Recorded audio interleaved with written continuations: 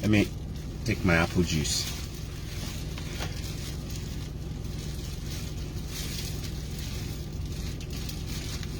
By this time, a lot of people are sleeping, but we're still going to just do. It's light now? Yeah, I'm light. I am back in my city, huh? How are you guys? Good evening. It's 5 o'clock here, 10 p.m. in Nigeria, 9 p.m. in Ghana. If you are in Kenya already, it's done. The witches are at work. They are working.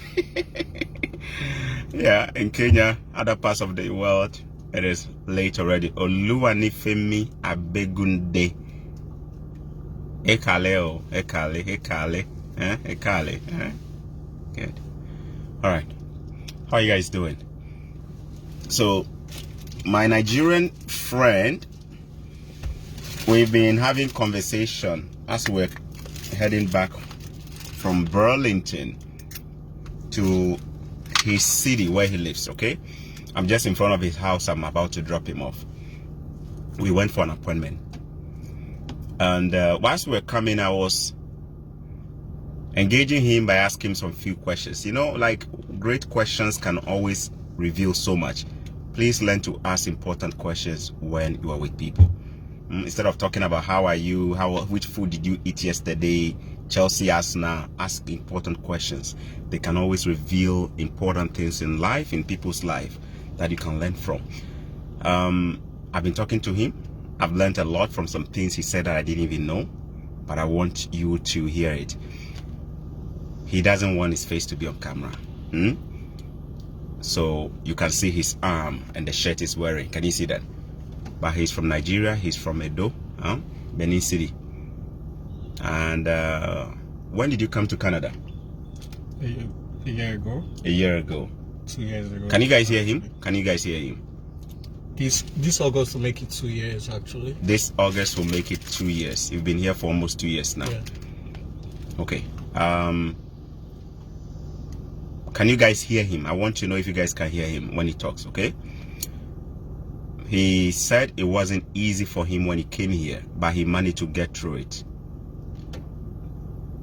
Are you still in school or you're done with school? I'm done with school now. Was it all easy for you when you came here? No, it wasn't. What was the biggest challenge you had when you were an international student? I would say the biggest challenge was going to school, then knowing I had to work at night. You had to work at night? Then I also have school the next day. Can you guys hear him? We can hear him. Yes, we can hear him. Okay, they can hear you. So the biggest challenge is going to work at night and having to work the next day. Having to go to school the next day, especially when your classes are like 8, 9.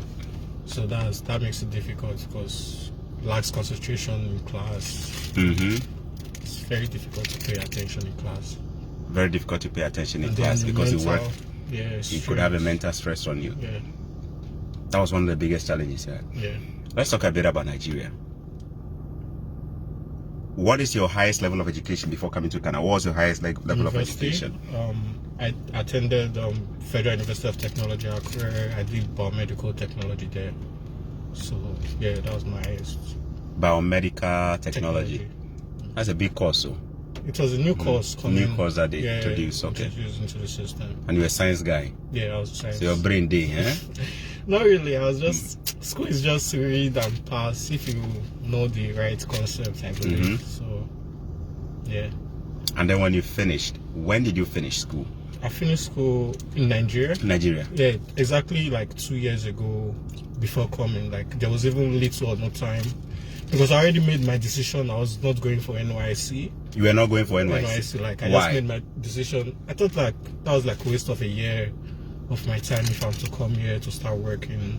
So like there was no need thinking of going to NYC when I know after the NYC I'm not still going to get work or see work. So what's the need? Just okay. You already knew after going for National Youth Service, which is, guys, from Ghana. If you don't know what it means, National Youth Service. Sorry. NYC. Yeah, National Youth Service Corps. It is like in Ghana we call it National Service. We don't bring the youth. In Nigeria they call it NYSC.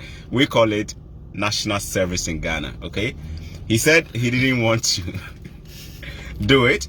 He thought it was 1 year of waste, and he also thought that after doing it, you're not going to get a job. So what's the point? Did you make that decision at the time because you knew you were coming to Canada, or you just didn't want to do it? I made the decision knowing I was coming to Canada. I made the decision knowing, I was coming to Canada. Yeah, I was already coming to Canada. So I already knew, this is where I'm going. There's no need to going. Yeah, I was just focused on coming to Canada. Are you from a rich room? No, not really. Average? I'll say average. Average. I would say slightly below average. Because I lost my dad. You lost your dad. Sorry about that. Okay. Yeah. So it's just your mom. Yeah. So, but we are balanced. Though. You're balanced. You don't struggle to buy gari. No. We're very balanced. Very balanced. Okay. All right. How did the information about Canada come to you? How did you get to know about Canada? I got to know about Canada from my friend. We used to live together in school like a year. Then he wanted to come to Canada. Like, he and his dad had plans of coming to Canada because I think he had problems with his school. He went to a private school, so he already made the decisions of coming to Canada to focus on study. So that just got into me like, he's coming to Canada. And I think he was older than me. He's 5 years older than me. He's 5 years older than you. So I think at that point. And he was your friend from Nigeria, the same university? Or just in the neighborhood? No, different, just in the neighborhood. In the neighborhood, okay. Like, I knew him from church. So, from church, okay. Yeah, I knew him from church. So you heard that he was coming to Canada. Yeah. So when you say coming, you mean he's gotten his visa, or he was planning to come here? He was preparing to come. He had that in mind. He had that in mind. He wanted to come to Canada to get school and work. So we just talked about that. Yeah, that's a very good motive. Like if you are looking to get work, because there was no work. If getting work in Nigeria, good jobs, it's so very difficult. And the way we're looking at money, we wanted to make very good amount of money, and we knew at that point it's not going anywhere. So that just came into my mind, and I just said, maybe that's the right step for me at that point, because at that time things were difficult. Things were difficult. Yeah. If you had the Davido and Whiskey kind of talent, you'd have gone into music. So you didn't go into music because you didn't go into those things because you just thought that you wanted to make money, but there was very little opportunity. I wasn't even focused on those things. Like I could do fashion, but then I already know, before you have to go into those things, you also need the money to go into those things. So I had friends who are into music, but then how many people are into music today in Ghana and Nigeria and still no progress because they don't have the necessary capital to build themselves. Okay. So this friend told you about Canada. He said he was planning to come to Canada. Yeah. He was about to do his applications. Yeah. And then he got you gingered, and he decided to also try it. So how was the process like? Did you guys use an agent, or you did it by yourself? We used an agent, actually. I used this agent, actually. So you used your friend's agent? Yeah. And then the agent basically found a school for you? Yeah. We searched, we gave him a list of schools. You guys had to give him a list of schools? He told us to go search, actually. So then we searched, then we're actually looking for colleges with the cheapest school fees. So with cheaper school fees and those things, that was the main priority, like, because I knew paying the school fees was going to be another problem. So he searched, and we applied 3 different schools: Niagara College, Durham College, and another school. And Niagara College was the first to give me admission. So Niagara College was the first to give you admission. So we just followed through with Niagara College. Okay. Yeah. So you found the schools yourself, did your research, and gave it to the agent. So what was the agent's role then? What did he do? The agent's role was just to apply. He applied immigration and also attending to the immigration in case they need. It's just very little things the agents do, actually. They just write apply. Like, they know the necessary documents you need to put in place, and I think then I had very little knowledge. I think back then I believe you just need an agent to even apply. Like, it was when I went for my visa after my medicals. So when they called me for my visa to submit, I met a guy on the line. Then he said he did it himself. He said he did it by himself. You met a guy at the medicals. Yeah, exactly. And he's also a Nigerian. Yeah, that was in Nigeria actually. Then you don't actually need someone to help you do it. So that was when I even got the idea, had the slightest that you could have done it yourself. But yeah, and also coming here, I know someone that works. I just finished school, but is trying to go into immigration also. So yeah, he's been doing a lot of things. You mean your friend? Yeah, a friend. The one who... No, this... Or the other guy that you met? Yeah. Okay, so you guys were in touch. The guy you met at the medicals? Yeah, You guys were in touch up to now? Yeah. And he's now trying to go into immigration? No, another friend. Another friend here? Yeah, like he's trying to go into immigration, but not publicly. He does it on the side. On the side. Then takes little money, but yeah. It's something that I've been thinking about. I don't know. Given what, and it looks like a lot of people are interested in immigration. I'm not sure whether I should go and get an immigration license so that I can become a consultant or some. I know people are going to write there that they should go and do it. Huh? I haven't thought about it. I want to focus on my real estate and my family. So I don't like immigration. To be honest, I haven't considered, but people are telling me to go and get an immigration license so that I can become an immigration consultant to help Africans, right? But to be honest, it's not on my list. If at some point I decide to do, I'll let you know. Other than that, he's telling us his friend is trying to go to get an immigration license to do it as a side hustle, right? Yeah. To be like a consultant or something, immigration consultant. Here you need a license to do that. In Africa, we don't need no license. Everybody cooks his own business and looks for people to scam. There are a few good ones in town though. There are some few guys who are decent. How much did it cost you to pay the agent after you found the school and gave it to him and he helped you put the documents together? How much did it cost you? Within 2,000 to 3,000 CAD. 2,000 to 3,000 Canadian dollars. Yeah. That was, yeah. What percentage of that would have been your fees? That 3,000 or so, compared to the fees you paid at that time. How much was the fees? The fees was for 1 year. 18,000. 18,000. So out of the 18, you are giving 3,000 to. Like about 20% of the that goes to the agent. Yeah. Now, given what you know now, would you use an agent? No, I wouldn't have paid so much. Why not? Why wouldn't you pay? Because that's way too much money, just the way the process of application. Because no matter the agent, it's just, I think grace still has to come in, whether you have the best agent. And yeah, you can actually do it yourself and you get the visa. So you can still use an agent and you get refused. You still get rejected. And so I think that is where a lot of people are going to get headache. They're going to get migraine. Imagine you paying 3,000. Guys, I'm serious. Imagine you pay. He said he paid about 3,000 Canadian dollars to the agent to help him apply for the school and the visa. But do you know when you apply for the visa, it's not guaranteed that you're going to get it. So those of you who have been used or who have used agents, I'm curious. What do you guys like? How is it like when you use the agent and you don't get a visa? First time, second time. Do they refund your money? Do they help you do another one without charging you again? Tell us your experiences. We want to know in the comment section, okay? Would he have refunded the money to you if you didn't get it? No.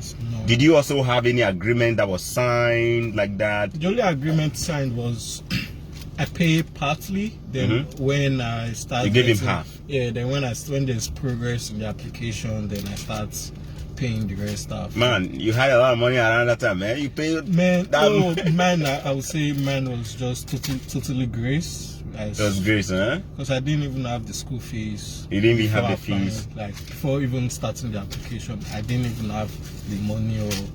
But then when the admission just came in, I just started getting the money from, like coming here. You didn't do no Yahoo to get the money. I didn't even have the money, just my card. Fuck, man. Then I think at that time, something came from my dad also, which helped me more. Like money came from my dad, which helped me with that.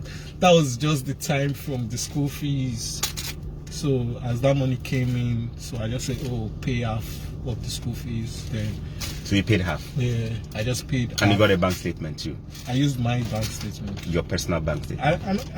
According to that bank statement is because there was not a lot of money and they still let me. I know they made the reference with me having a lot of money in my bank statement, but I couldn't access my dad's bank statement, and my mom's bank statement was not that big that time.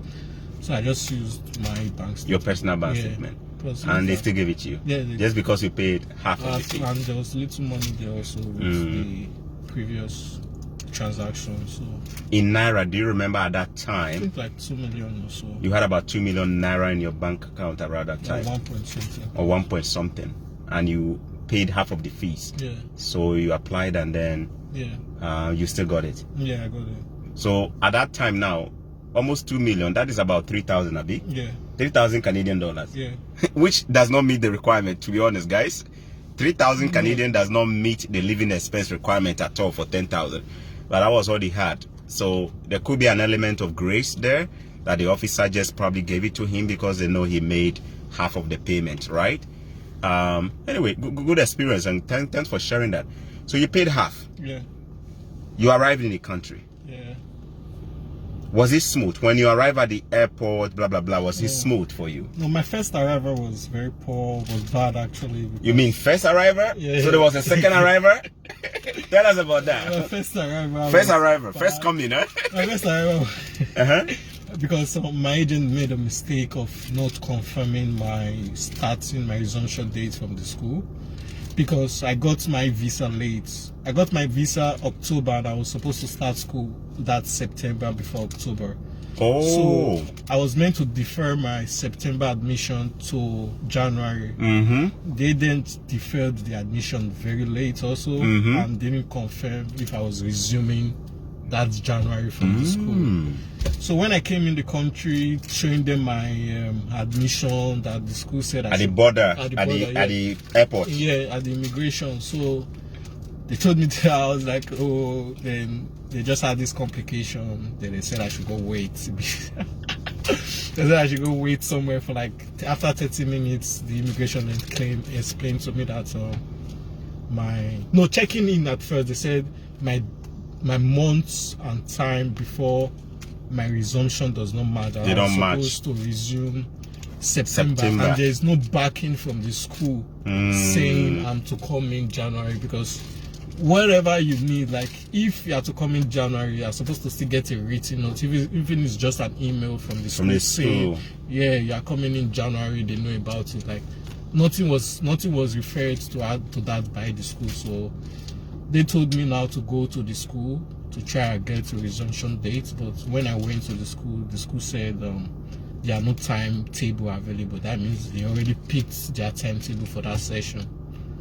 So that means that there is no basis of you arriving in the country. The immigration, the border officer can easily suspect that you may not even go to the school. Yeah, and also that was also a mistake on my part, because I arrived when school was already in session. Maybe if I had arrived like few days earlier, they would have allowed you. They would have allowed me pick the timetable, but school was already in session. So the immigration told me to come back, that it's my choice to willingly accept to go back.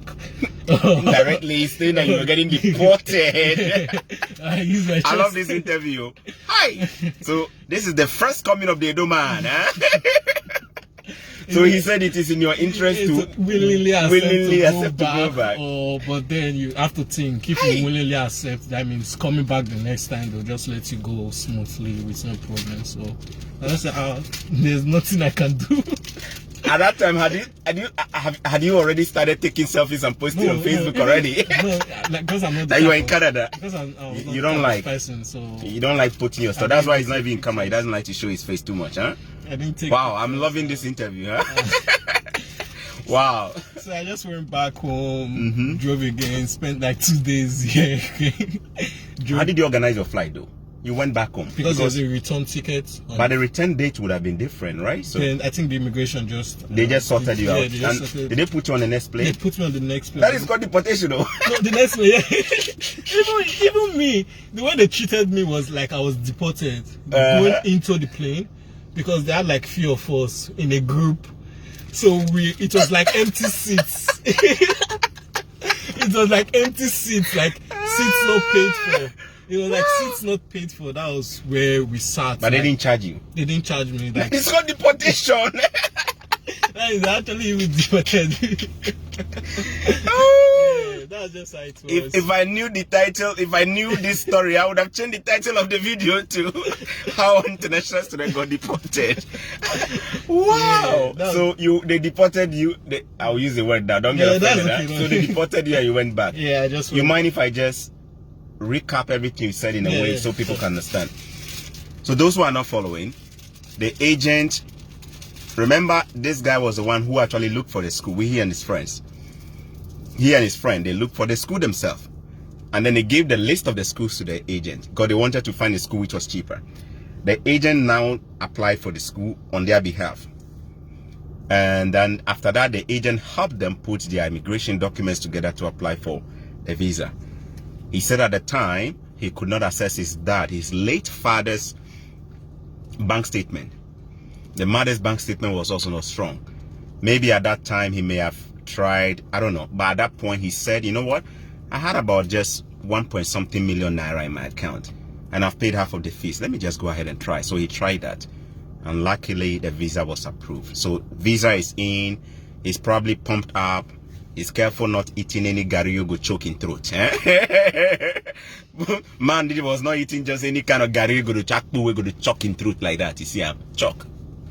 Anyway, fast forward, he buys a ticket on the advice of the agent and comes and arrives in Canada. His starting date should have been September, which we are in now. You see, we are in the month of September. School has already started. His starting date should have been September. He didn't come until October, thereabout. That was when I got the visa. October ending, October what? Do you remember? Mid-October. Yeah, that was when Nora was about a month and a half after school has already started. After he got his visa, that was when he arrived. No, that was when immigration approved. They approved your visa. Yeah. So it could be that maybe it took a longer time to get your visa. Yeah, it took like maybe a month. So you didn't apply early then? I think that came to it also. So you didn't, because if the visa took about 1 month to be approved, then it means you applied April, May, which was late. I was supposed to start the application January, February, March. So you didn't apply early, and then it affected the time that they issued it. So now they issued it to you, and then you arrived. Yeah. You didn't take too long to buy your ticket, Abi? No. Quick, you were quick. Yeah, as I just got the immigration, I just bought the ticket. You bought the ticket right away. Yeah. And then you arrived in, and then at the port of entry, listen to this carefully, right? Yeah. At the port of entry, hey, let me put this apple juice down. Let me suck this apple juice one more. And the deportation part where they sweet me. I never meet a man where they deport before. Now my first time where I meet a deported man, first coming. So when he arrived at the port of entry, P-O-R-T, port of entry, what is that? It is the landing airport that you are going to use to arrive in the country. It's called port of entry. Guys, listen to this. The fact that you have a Canadian visa, a US visa, a British visa, Schengen, is not a guarantee you have arrived in the country, or you will be allowed into the country. Your visa can even be cancelled at the port of entry by the airport officer in Canada, in US. Listen to this. I didn't know.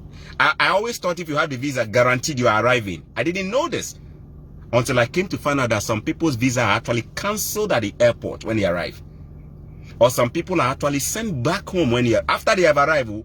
Plane, you've been on the plane, they can be, you saw his example now. But why did that happen to him though? The officer was worried that your school is supposed to have started in September.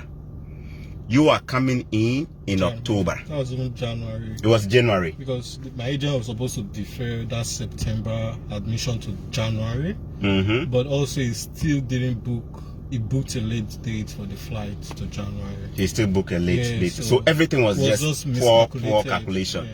So he didn't come at the time. By the time he came, the school, everything was just messed up there.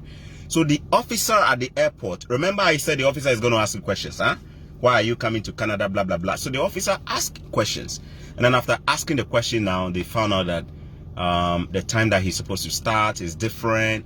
He's not here. He's late or something like that. So the officer, this is what they do, They go behind. So the officer left you and then went behind to do a little bit of research, his own stuff. Sometimes they will go and look in their database, or they can even go and make a few calls, They might even go and try and call the school to confirm. Yeah. Hello, can you confirm they called the school. Vivian Helevi? Hey, Vivian, you have my grandfather's name, or Vivian Helevi? Hey, you have my grandfather's name. Oh. Hi, my late grandfather. That's a family. I think that's family there. That's family right there. Huh? I'm giving you a big up, sir. Are you my cousin? Let me know. Are you my cousin? You have my grandfather's name. Oh. Hi, are you my cousin? Vivian. All right. So the immigration officer, the border officer, we call them border officer. The border officer goes to do a little bit of research and is unable to connect that this guy is in the database for that semester, particular whatever. And then he comes back to advise him. So I think the officer was really nice. He didn't use the technical terms of deportation, blah, blah. He actually advised him and said it is in your own interest to, do you see that? To return to Nigeria and then come. Do you see that? Nice. Some rude officers will actually tell you are being deported. And they would have made it look like, and they actually gave me some days to go to Niagara College and try and sort it out with Niagara College. So I went to Niagara College. It was like, okay, I came in the country like Thursday. I had just like Friday to go to Niagara College. Then I was supposed to be back there at the airport. And if you didn't go back, they'll come and pick you with the police. So why? 9 a.m. They gave me the time. They gave you the time. Huh? They'll give you the time. If you like, don't show up. Like they tell 9 a.m. I was there like, I was ready there. You were there on time, I huh? Sleep in you didn't sleep. Like, I went to Niagara College that same day. I was just coming back, knowing because I had to be there the next day. It was really stressful. Yeah. All right. So, guys, this is it. You remember I did a video and I said if your visa application is getting delayed and the school is starting. Do you remember I did a video? I did a video. The title is, if you have applied for your visa and it hasn't been approved and you are waiting, school is starting, contact your school and see the possibility of deferring. Defer, because you know school is starting. Your visa has not yet been approved. Contact your school and tell them to defer your program to the next semester to give you more time to get your visa. If you don't do that and finally they approve your visa, when you arrive, you go through what this man went through. Huh?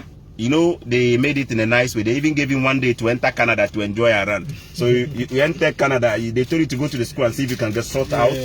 And then they told you to return back to the airport. So when you return back and things could not be sorted out, then they said return to Nigeria.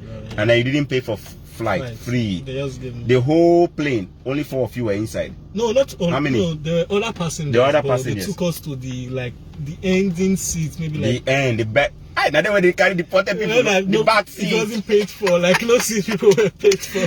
Deported people, they see the back. You know, we see. So when you get into plane, you even know there are deported people. And the way they carry them go the back, very back in line. The way they were treating us, even going back, like treating us like as if we are not even coming down from.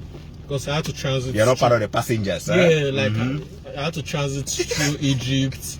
Even when I came back Nigeria, they were trying to like discuss why did they deport you, what if you made problems and all. They were trying to say I made some illegal passport, but everything was correct because yours was correct. Most people there were caught for illegal passport. Oh, now wow. So the agent was trying to. How did the agent feel when he told the agent this what happened? How did he feel? The guy was just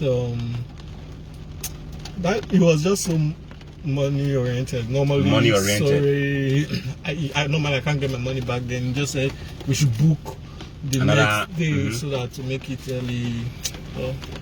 It already happened then. So. Yeah. I hope you guys are learning from this, huh? If you received your visa, but school has already started, and you did not inform the school about the delay of your visa, and you don't help get a deferment letter for them to defer, remember this could happen to you.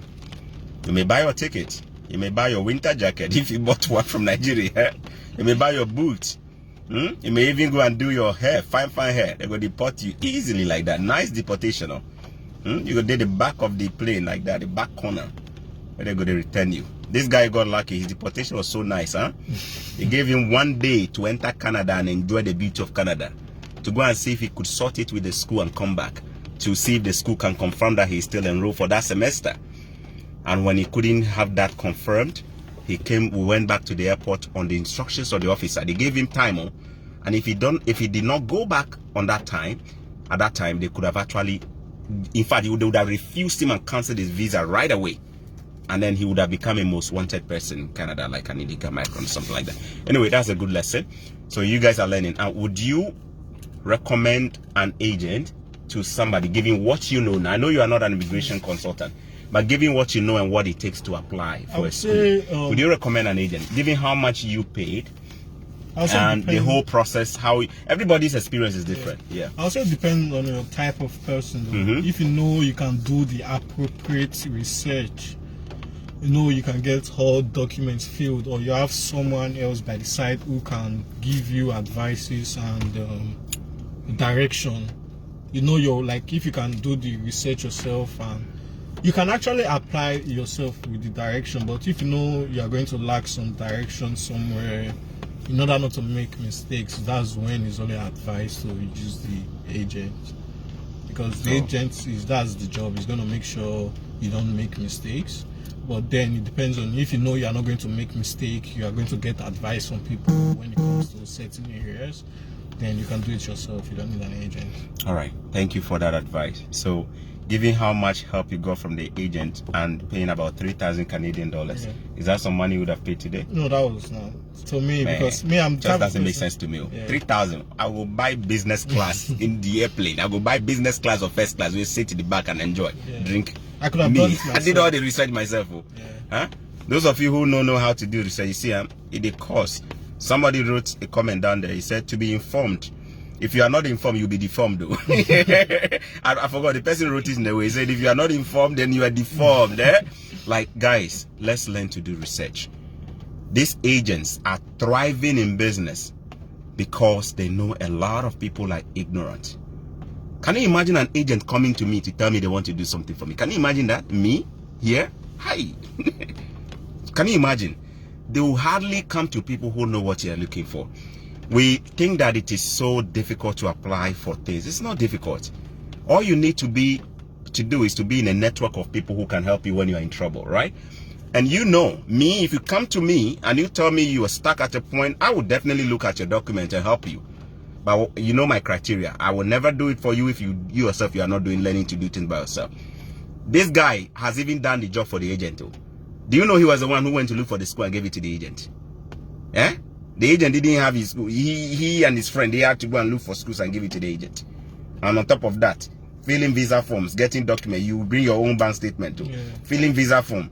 $3,000. Which can you guys should come and give me that money. Make I do give you. I'm kidding. I'm kidding. Can you imagine if I have 10 people that I do this for? That's how much? $30,000. So hi, I'll be rich overnight too. But I just don't want to. There is a reason why I don't even charge money for what I do. I don't want anybody to be insulting me somewhere that I'm making my millionaire money from taking from people. No. I don't want that one. I want to use my own work, create my own wealth. That there will be so much integrity. When I sleep, I sleep. Those of you who will come and give me $100, if they don't give you visa now, you'll be cursing me and play.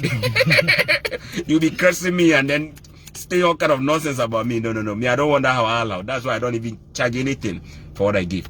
Anyway, I want to be able to make my money and sleep well, and talk my nonsense when I want to talk my nonsense. Not somebody saying that me and scam. You see, as the day and I, they bash that agent. That agent, know if he gets sleep of mine. We there with the bash, man. You know, easy. And agents, some of you, I know you are watching my channel. I know at the beginning I had to give a stern warning to agents not to be collecting or trying to poach people on my platform. Else I was going to block some of them. You remember, those of you who started with me, they were agents. I know some of you, the agents, you watch my channel. Because you yourselves, you are ignorant. You are trying to learn from me. And then after learning now, you are going to charge people for it. Hi, how is your life now? I know you are watching me. I know some of you are on this platform every day. You are watching, trying to learn something. Guys, Africa is already hard. Don't make it too hard. How do you charge somebody $3,000, $4,000, $5,000, $8,000 for information? If you are doing this when somebody does it to you, don't you have conscience, guys? Don't you have conscience? You are taking this much for somebody for information. What will you not do to kill a human being now? And you now understand why our continent is so bad. Even the people in advanced countries here, where we pay so much for labor, They don't even charge this crazy. Even the immigration consultants in Canada, they don't charge this crazy monies to help people with their applications. Why? We can go on another time. So fast forward, your second coming. Yeah. You were able to sort out your school issue. Yeah. So now I understand why earlier in the day when I was talking on my first video, you were telling them to sort out their timetable. Yeah. Do you remember he was saying timetable, timetable, timetable? What it basically means is that make sure the school has confirmed to you that you are starting at this time, and you have communicated with them. They have even given you your syllabus and your timetable, because the officers at the airport may ask you for all this, the proof of your timetable, when you are starting, blah, blah, blah, those things. They may ask you, are you starting? Show us proof of your timetable, your syllabus. I had my syllabus when I was in Ghana. The school sent me the syllabus, so I knew I was starting at that time. The only thing I didn't do was I didn't print the timetable, and I was still lucky. But it's better if you have your syllabus or your timetable, print it out, add it when the officers ask you for it at the airport, give it to them. Remember, you could be deported at the airport if your answers are inconsistent. Your visa can be cancelled if the officer has reason to believe your intentions are not good for entering Canada. So fast forward your second coming. Yeah. You came back prepared. Yeah, I came back. Rambo style. So yeah, they just allowed me. Luckily, it was even the same officer that took me back the first time. That you met again. Yeah. So he remembered you. Yeah, it was you. So they just allowed me. The same officer. The same officer lady. They just allowed me to have my preparation. Then came to school, Niagara College. Then when I came, the next day, I went to Ontario Ministry to do my SIN number. So fast. You know what I mean? And tell you, say, make it come out. You started getting it. I just wanted to get work right away. Like, even my friends were telling me, you have to rest, but no, I've already rested now. You went for your social insurance number to start working right away. And even apply for all these agencies around. You've applied for temporary recruitment. I'll talk about all these things sometime. I'll do a video on them. So temporary recruitment agencies, how to get work right away when you come. I just applied for all those things. But the mistake I made that time was not getting my G1 right away also during that time. So the mistake you made was not getting your G1, which is like your driver's license, the theory part of your driver's license done as soon as. Do you remember I did a video, first thing to do when you come to Canada? Do you remember? And one of the things I did is start getting your license right away. Do you remember? See my videos. I did talk I'm serious like this. So you saying a mistake with me. I did advise you on already. You see the day when you guys will come, one day you go play my video, say, hey, this guy not prophet to talk I'm like that. Raw. And they make my face, they make like this. And they talk I'm raw. Don't take I'm serious. The day when you go realize say you tell mumu, you would have been too late to go back and watch my videos. You see my face like this, sometimes they laugh, they do, but every time they talk, I have lived these experiences. Now we are taking to advice where they give you guys free of charge with my own time.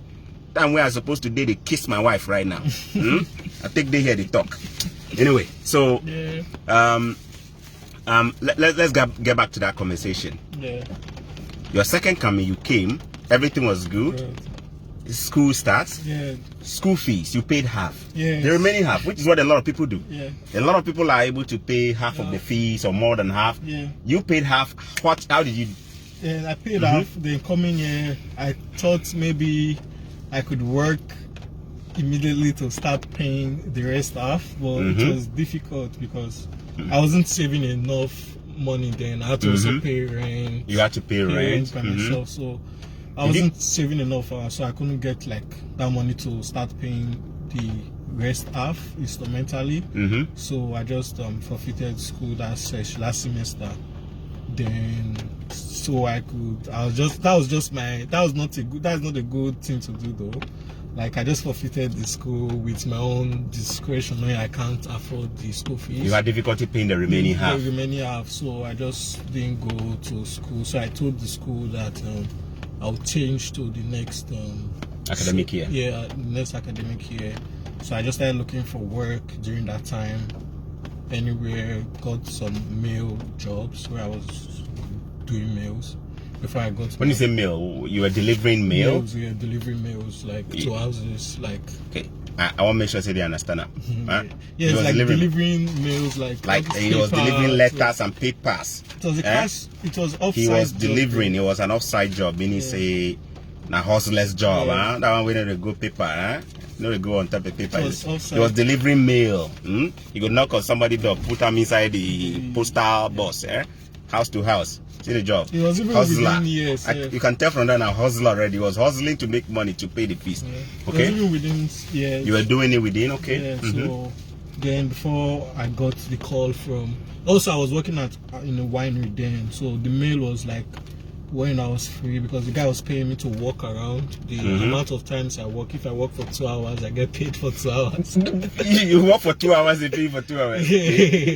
So the guy was paying me to walk around, so I just do the winery sometimes. Then if I come home, I rest. Maybe I just walk around the neighborhood to deliver me. Like. So you were working in a winery where they make wine, and then you were also doing as a temporary employee. Yeah, and also getting the mail delivered. And then you were using that time to save money so you can get back to school. You said you forfeited your semester or your school.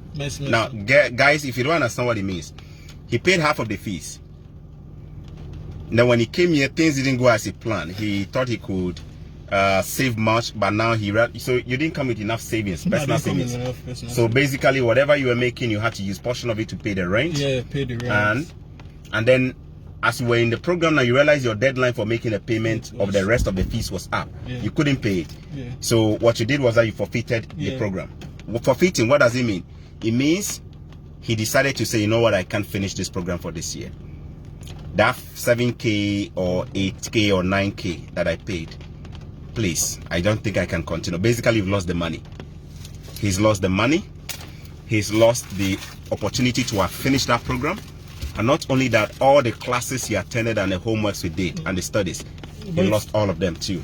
Well, it's still good because if you go back, as long as you finish the first semester, the first semester and you have a good result, if I can go back to the school and continue from that same semester. Okay, if like that same course or a different one. Yeah, if that same course, you can always go back. Oh, that's good. It's good to know you could have always, but you changed the course though, you didn't go back. Yeah, because of the way I saw myself now, because I knew going back, okay, if you forfeit a semester and you are going back with the same course, it makes it difficult for you to get your work permit and your PR. Makes it difficult to get your work permit. I'll find out about that. So you have to like change your course and start afresh. You have to know you start afresh. So I just found out about that. And during that time, the COVID time, I knew health was just the right direction to go into health. So I just picked healthcare. Yeah. Healthcare. So you changed from computer science analysis. Yeah. Computer science analysis. That was the first program that you forfeited. Yeah. And then you changed to health. Yeah. What course in health? PSW. And COVID time was the time that you guys are making the money. That's when crazy hours. Me, like I was just working crazily that time, and the health thing also but then I knew if you study 1 year, if you finish 1 year in school, you're going to get only 1 year work permit. But I just decided to take the risk. Like, I know if I get my 1 year work permit, there's still like the chance of still getting your PR. But going back to my 3-year course, there's like little chance of getting your So I decided to make the decision changing to healthcare. Then I started working during the summer so I could make enough money also to start the first semester payment. That is the first semester but then I paid the first semester. Then, due to my knowledge of the last year, the experience, I mean, due to my experience of the last year, I could able manage my semester well, then pay my You were working fees. on the side. Yeah, then I was paying my Now you know the system better. So I was like, I knew the system better. I know how to pay my school fees now. It's not going to be difficult. Then I was just paying. Luckily for me, I just finished paying. Was work the only thing, guys? Before I go there, so he is a science guy. You heard him say he chose computer science analysis, something like that. And when he couldn't pay the fees, he switched. He let it go, so he could reboot himself by, figuring out how he can manage himself. And then, like I say, if you're a hustler, you're going to learn the rope. You're going to learn how the system works, right? So he learned the rope quickly. At that time, I didn't know him, but you can tell he still managed to figure out the system. So he got his savings now, and he changed the course completely. Because now he knows the system now. He even knows which courses are actually whatever. And around that time, COVID and stuff started, right? Health sector was a big deal here. Like, if you're in the health, These guys were getting pay increments just because of COVID. Huh? So he changed and he went to health by choosing personal support worker as a course. And then he went back to do that course, which was a complete departure from the computer science course that he chose. And yeah, today he is here now. Was that the only thing you did? Your side hustles that you did? Was that the only thing you did to make money to be able to pay the fees, or you did something else? No, actually, then I was actually looking for like different ways to make money. I was into trading. I was also into selling online. There was this there's this one of my friend in Ukraine. You mind holding on to that? Let me read this. I think some questions are coming. I want to read them before. Why is it difficult for 3 years program to get PR? No, it's not. It's not about a 3 year program. It's about him saying that he did the 1 year, that he stopped, and then he has to go to a 3 year, because you see, the officer is going to be like, you came for the first one and you didn't even finish it up. Now you want us to give you another 3 year. What is the guarantee that when we give you 3 years, you are going to do the studies? Let me even if you can explain a little bit. My first program was a 3 year program, but I did the first semester. But when you do the first semester and take a break, like you're supposed to go immediately into the second semester. So when you take a break, that shows that you didn't even have the money at first. Like you didn't have the capabilities to be in the country for school, and you're here for school. So you taking a break affects when it comes to your work permit and your PR, when they're trying to assess you. They're always going to be there. We always know. They like, know what were you doing with that gap during that time. Like why were you not in school? And going back, because I asked people in immigration in school, and the guy explained to me that I can resume back, but that could affect my work permit, because normally if you school year 2 years, 3 years, you get a 3 year work permit. Or if you go to school for 1 year, you get a 1 year work permit. So me going back to school could have affected my 3 year work permit. So I just made the decision of switching to a different program altogether. So that your justification is that you didn't like the program? No, I like the program. But I mean, in the eyes of the immigration, they can see that you switch to a completely new program. They could say I couldn't finish the first semester, the second semester, like which could have affected my work permit. But me now switching to a different program gives me the opportunity to start a all program over again. Okay. Because you have to start, like you have to finish as you start. Just finish the program. They shouldn't instead be of taking break and going back to it. You're right. You think like are you getting the logic? You're not taking a break and then you go and then you come back to the same program. What he did was to switch to a completely different program. All right, we're all learning. Remember, I didn't go to college. I went to university, so we are learning. By talking to him, I'm learning how the college's system also work. I'm actually learning a lot from him too. Somebody asked, how much? Can you show his face? No, he is not somebody who posts picture even on Facebook. So he doesn't want to come online, and we agreed to that. So you can only hear his voice. He's not going to show his face. Okay. And yeah. Somebody asked, how much was the half fees that you paid? This is for Yeboah Isiama Ballad. How much was the half that you paid for your first school? 7 to 8,000. 7 to 8,000. But it doesn't really matter the half. As long as you pay like 5,000, they're gonna let you.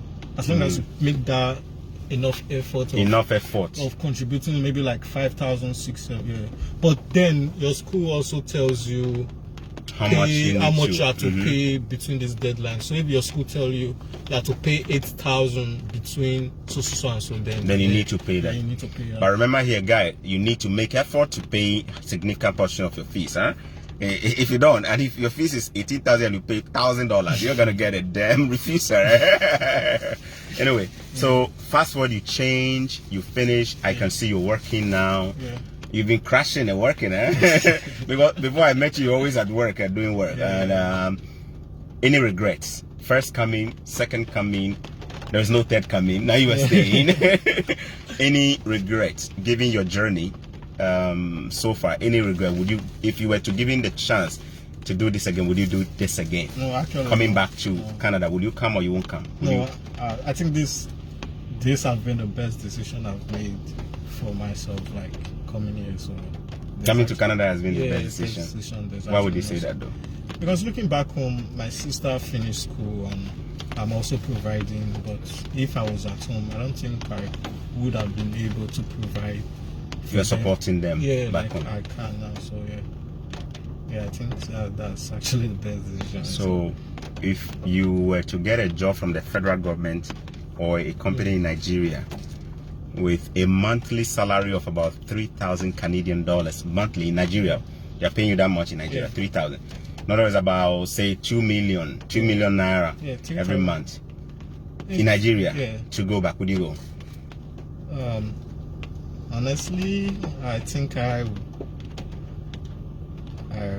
if I had the job back. In Nigeria, you go. Okay, guys, he's the first person to say he will go back if they're paying him about 2 million naira. Not 2 million, like the 3,000 CAD, because 3,000 CAD is like the average money Canadians make here in a month. So if I'm making the average money Canadians are making here in Nigeria, you'll go back. I will go back.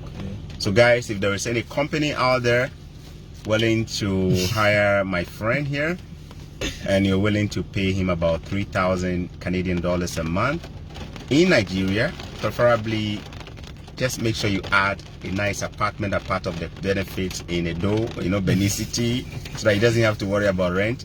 You got somebody here, he's willing to move to Nigeria. You see, he's the first person to admit at $3,000 a month, equivalent in Nigeria, he will go back to Nigeria. He's the first person. Many of the people I've talked to on my channel, they say lie, they won't go back. So this guy said, you know what, he can go back if it's that much money, right? So it's good. Yeah. All right. Somebody is asking a question. Any challenge working as a personal support worker? We're gonna go there.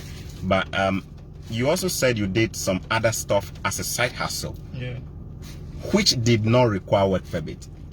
No. To be able to help with your fees. What did you do? I did trading, selling toys online with a friend from another country. I mean, speak that one well, because I'm interested in this part. This is actually the part I got to when I'm talking about this thing. This was the part he said that got me really interested. He said aside from doing his side hustle, delivering mail and other things that he did, he also did something else to help with his fees. So let's hear him. You said you did trading. What kind of trading? What were you trading? I was trading. First of all, I started with forex trading. Forex trading? But I already knew about Bitcoin and cryptocurrencies there, so I just took the knowledge I was having from forex trading, because there's a lot of people here that do forex trading that don't know about cryptocurrencies. So I just picked the knowledge I was doing from forex trading and just focused more on, because I knew about Bitcoin before coming into the country. So I just focused more on Bitcoin and cryptocurrencies. Then also the online thing I was selling with my friend. What are you selling online? So it's like toys. I don't know if people know KAWS. KAWS. KAWS. KAWS. And it's like toys for kids? Yeah, it's a big toy though. If you are getting it from the original companies, way expensive, but we're getting it for like manufacturers in China. So you were ordering from China? Yeah. And it comes to your house? No, it doesn't come. They just deliver it to the people. Like it's just so that's like block Amazon. shipping, huh? Yeah, just like. So you were doing block shipping? Yeah, I even subscribed for Shopify. You subscribed for Shopify, you were buying from China? I didn't get from Shopify. Okay. This was just, we sold wow, I like what I'm hearing. Locally to our friends around. The websites, because that was like our first time. The website, the Shopify didn't just go through. So we were like, oh, we could just sell around. So we just sold like the first units we got. Then, yeah, we sold like twice. We made like 20 calls. Then we sold the 20. Wow.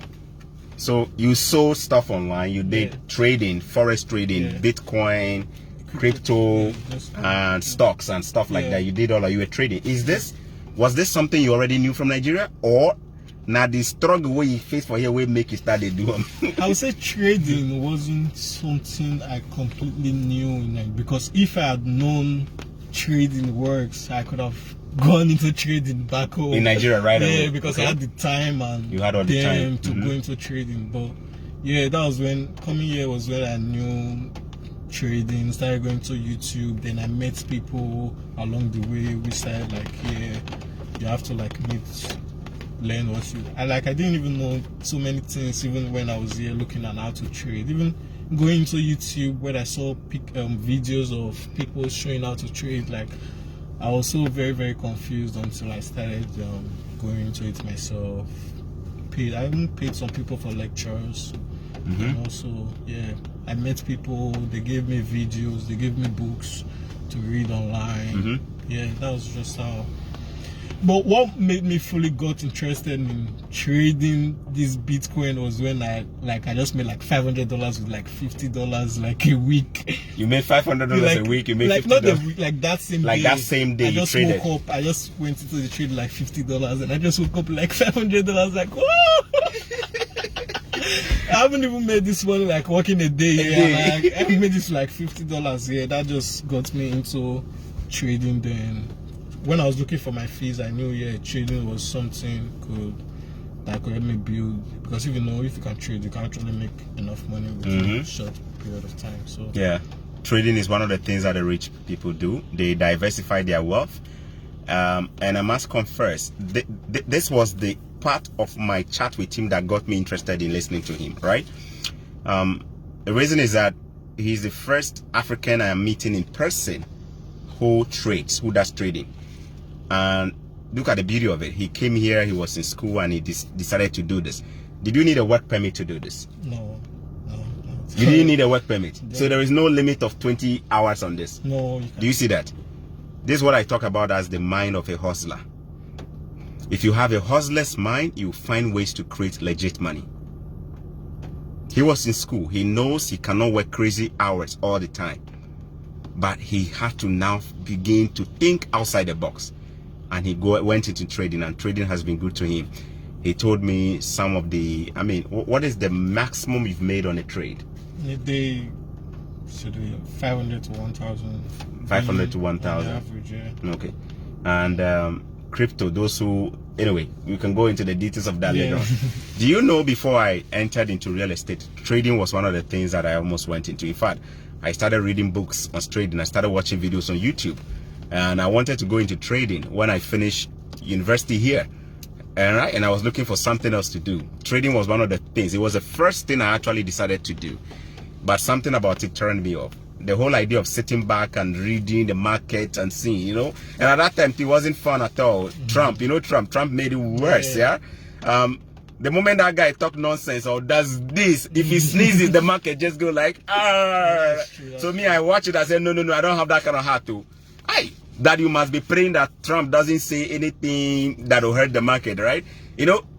If Trump sneezes like this, the market goes down. So at that time, it just turned me off about the trading market. But maybe, who knows, somewhere in the future, maybe if I have too much money, I can decide to trade at some point. But at least, there is an African who does trading, and he still does trading, and he still does his work full time as a personal support worker. And he's currently at the stage of doing his PR, right? Yeah, I just applied for my work permit. You just applied for a work permit? I'm expecting it, then I'll apply for the PR. When you get your work permit, then you apply for a PR. So he's currently at the stage, So guys, you can tell he came here about 2 years ago with all the drama, all the drama of first coming and second coming, not being able to pay the rest of the school fees. These are real challenges. Why do I share these things with you? I don't want you to think that it's so easy for everybody. When you hear the stories of what people have gone through and what they've been able to do to get out of it, it prepares you for your own journey so that you have enough oxygen under your wings. Do you see that? I don't want to just sell you life is so easy. Life can be tough on either side. But the most important thing is having the experience, having the wisdom to navigate your way through life. And I hope this conversation was a very, very good one for you. Unfortunately, we couldn't see our friend's face. At some point when he decides to, he might show his face. He's from Nigeria. He's from Benin City. And he's from Edo. He's single. He hasn't got married yet. All the ladies with this single, he's not searching yet. I'm kidding, I'm kidding on that. And he's in the process of working on his PR. And within 2 years of him coming here, he's already on his way to becoming a permanent resident, which is a dream come true for many people. Are you planning to become a citizen after that, or after your PR you're going to go back home? No, it takes I don't know. I'll get my citizenship, then I can travel anywhere.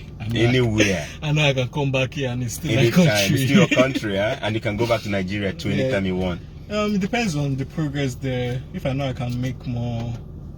To me, I see Canada as a place to work and make money, though, not like a place for retirement. Just trying to maybe different provinces, but I just see it as a weird place to just work, just get your money, then Nigeria is a very good place if you have the money. Like, it's a good place if you have the money. If you have the money, you won't, no stress. Yeah, I think the same is for Africa. A lot of places in Africa, like, if we have the money, Africa is a better place. So you see, we're supposed to take vacation, come Africa, but the stress in Africa is too much.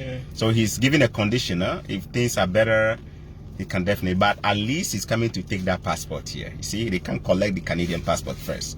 That way he can be able to travel anywhere without a restriction.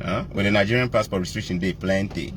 The moment you show that ECOWAS passport, the restrictions all over. But you know, when I first came here and I got to the airport, and people were showing their passport, I felt so weird. Everybody's passport was red. It was me, my own alone was different. I said, yay! It's not easy. I hope you enjoyed it, guys. If you have any question, somebody's asking Oluwatoyin Omolola, can someone that has a first degree straight to college to do a PhD instead of going to university to do his or her master's? Can somebody with a first degree straight to college to do a PhD instead of going to university? Yes, you can. But remember, I did a video earlier today. It's all about alignment. What did you study in university, right? If what you studied in university is not a social science, that can easily be linked to personal support worker. A personal support worker is almost like a health worker. If what you studied is not linked to it, my suggestion is this. I've said this. So my suggestion is arrive in the country. Pray that you answer the questions that the officer is asking you at the airport. Well, pray that they tell you you can go and get your bag and enter Canada. When you enter now, at least you come and have your first night of sleep. Well, enjoy the Canadian weather.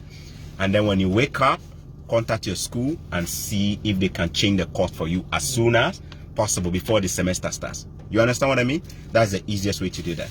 But remember, they are going to check your ability to confirm that your courses are aligned with what you've done in the past.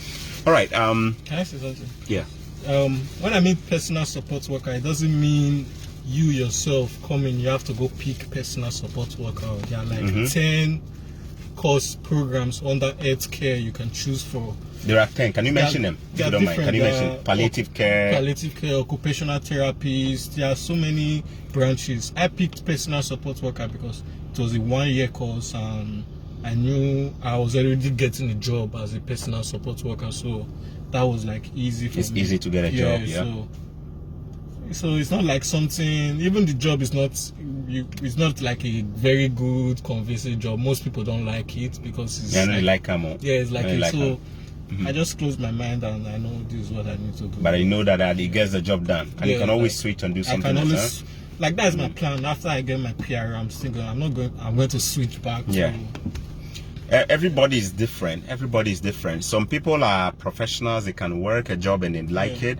I am not a professional at all. I don't know whether you see it around me. Office makes me sick. Office makes me sick. Like, for me and my wife, we are the same. We just don't like office work.